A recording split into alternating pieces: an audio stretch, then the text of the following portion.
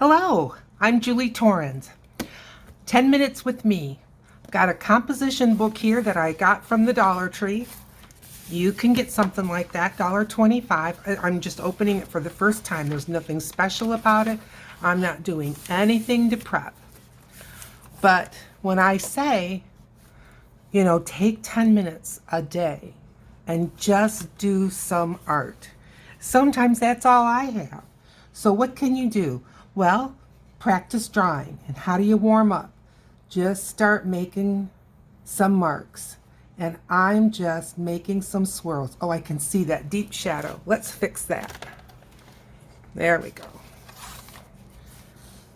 I hope that's not in your way. And just start drawing. And yeah, I'm trying to keep in between these two lines because I want my hand to do what I want it to do, not what it wants to do. And these are the kinds of things that help you get that hand-eye coordination. So when you're on the phone and you're waiting, or when you're at an appointment, you could throw this or even a smaller little spiral notebook of some kind, and you can just sit and do like this. And like I am now, see, look how far I missed to make my circles fill in between the lines. And that's, again, trying to get my hand to do what I want it to do. And it just takes practice to get what's in your mind. And I am not completely well versed in it, obviously, but to get what's on your mind on the paper. And that's what this kind of an exercise will do. And you don't have to be concentrating really heavy on this. You can do this, just about any time that you have a few moments, maybe instead of doing a game on your phone, and I do games on my phone, don't get me wrong, but instead of doing it one time of the times that you do it, do this instead. Do you know what I mean? Just give it a little bit of handwork, and you would be surprised just at how much better you get at getting from your brain down your arm into the pen. But it takes some time. Now I'm using a Pilot Precise, and it's the V5. This is not waterproof. So that's why you see me using Sharpies a lot, but I'm not using a Sharpie today because for one thing, I wanted it to be something you're just going to grab. Some kind of a pen that you've got in your purse, in your pocket, in your junk drawer, just any old pen. But I wanted you to be able to see if I use something that's too faint. Now these rectangles, they have a lot to be desired, don't they? It's all right. Now I'm just making triangles. But just give your hand a workout, and this will help a lot of things. Maybe your doctor has told you have what they call a familial tremor. It's not Parkinson's, it's just a tremor. They call it a familial tremor because it tends to run in families. This kind of an exercise can help you be able to control that. Now, is it a cure? Of course not. But you would be surprised, and I have seen the results that people have had by doing something like this. So, that's why these lines are helpful, because you can sort of discipline yourself and just keep at it over and over and over again. You can start, look at that was a bad one. You can start, oh, look at that. Start with what you're familiar with. Start with what you're comfortable with, just as a warm-up, and then start challenging yourself.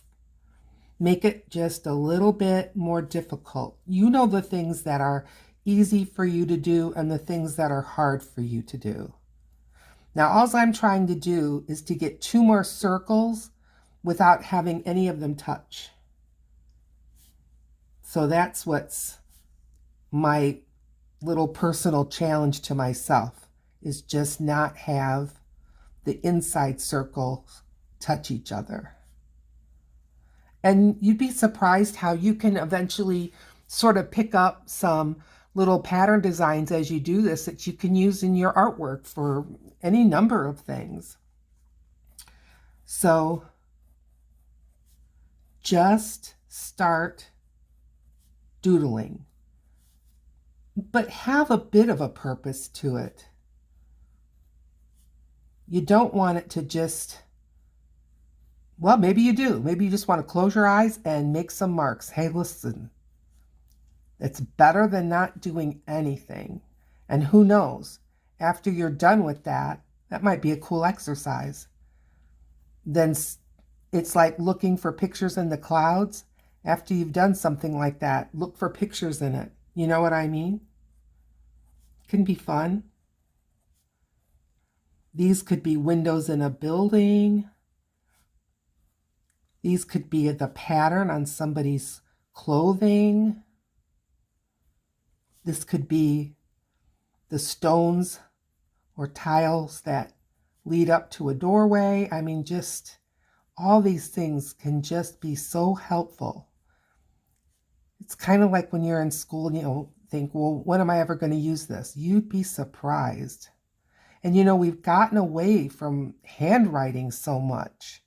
And I mean, I'm right there, keyboard. We're all using the keyboard. And